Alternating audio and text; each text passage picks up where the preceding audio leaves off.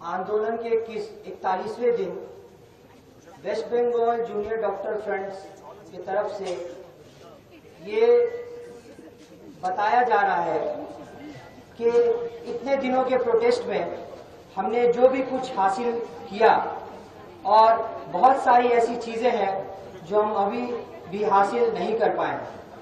हमने properly non violent तरीके से प्रोटेस्ट करके लोगों का जो प्यार समेटा है, उसके लिए हम लोगों के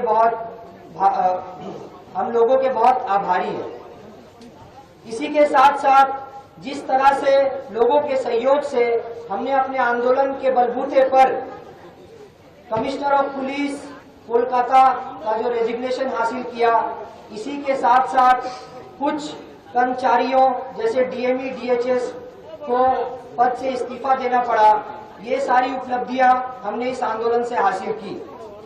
लेकिन इसका मतलब ये बिल्कुल भी नहीं है कि आंदोलन अभी खत्म हो गया। हम लोग इस आंदोलन को एक नए रूप से आगे ले जाने की कोशिश कर रहे हैं। आज जो हमारे पास एक डिरेक्टिव स्वास्थ्य भवन के डिरेक्टिव नवान्नों की तरफ से जो आया है, जो कल के मीटिंग जो हमारे चीफ सेक्रेटरी के साथ हुआ था, उसके रूप में हमने एक डिरेक्टिव पाया जिसमें ये बातें कही गई कि सेफ्टी सिक्योरिटी ये सारी इम्प्लीमेंटेशन होगी, लेकिन ये कब होगी इसके बारे में कुछ नहीं बताया गया। इसी के साथ साथ जो थ्रेट कल्चर, जिसका हमें पूरा यकीन है कि अभया एक थ्रेट कल्चर के वजह से जो ये दुर्घटना हुई है, वो अभया की दुर्घटना थ्रेट कल्चर के वजह से ही हुई है।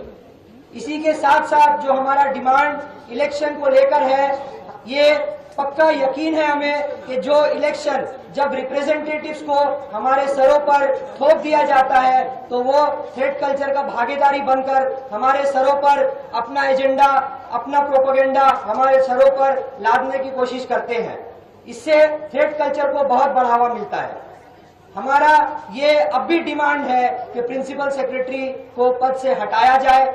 इसी के साथ साथ हमारा ये भी डिमांड है कि थ्रेट कल्चर पर कोई किसी कड़े रूप में कोई एक्शन लिया जाए।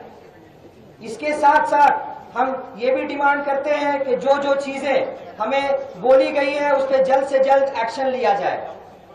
हम कल स्वास्थ्य भवन से लेकर सीजीओ कॉम्प्लेक्स तक एक बहुत बड़ी रैली का आयोजन करने वाले हैं और इसी के साथ जो हमारा यहाँ पर अवस्थान है, धरना है, इसको यहाँ पर खत्म करने का अनाउंस करते हैं। लेकिन हम जब अपने कॉलेज को वापस जाएंगे तो हमारी नजर प्रशासन पर जरूर रहेगी कि वो इन चीजों पर किस तरह से एक्शन लेती है।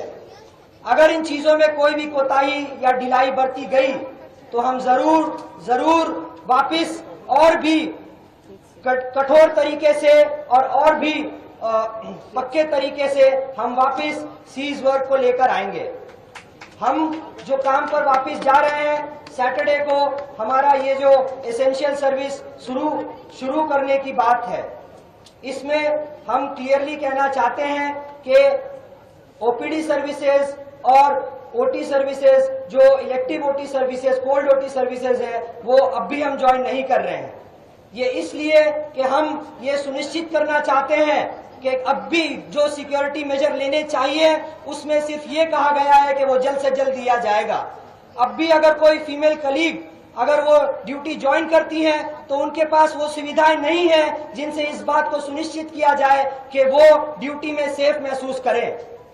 इसी के साथ हम ये भी बताना चाहते हैं कि हमारा आंदोलन फुल कंटिन्यू रहेगा।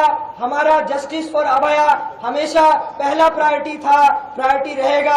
हमारी नजर सुप्रीम कोर्ट के हियरिंग पर है और साथ ही साथ सरकार के एक्शन पर है कि वो क्या कड़ा कदम उठाती है जिससे ये सुनिश्चित हो कि जूनियर डॉक्टर्स अपने काम पर वापस जाएं।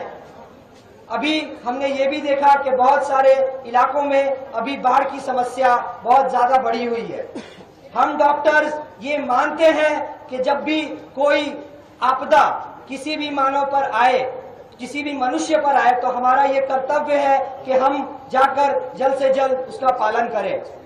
इसीलिए हमने अभया क्लिनिक, अभया रिलीफ कैंप के नाम से एक आयोजन हम करने जा रहे हैं। हम सैटरडे से ये शुरू करेंगे, जहां पर हम बाढ़ से जो इफेक्टेड एरिया है, जो फ्लड से इफेक्टेड एरिया है, वहां पर हम जाकर भारी मात्रा में रिलीफ का काम, इलाज का काम करने वाले हैं।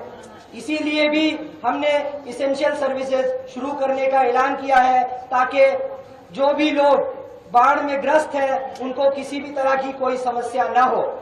लेकिन हम ये सुनिश्चित करना चाहते हैं कि जिन जिन लोगों का प्यार हमें मिला, अब हम उसे वापस समाज को लौटाने के लिए जा रहे हैं। लेकिन हम पूरी तौर से अब भी नहीं जा पा रहे हैं, क्योंकि सेफ्टी और सिक्योरिटी अब भी तक सुनिश्चित नहीं किया गया।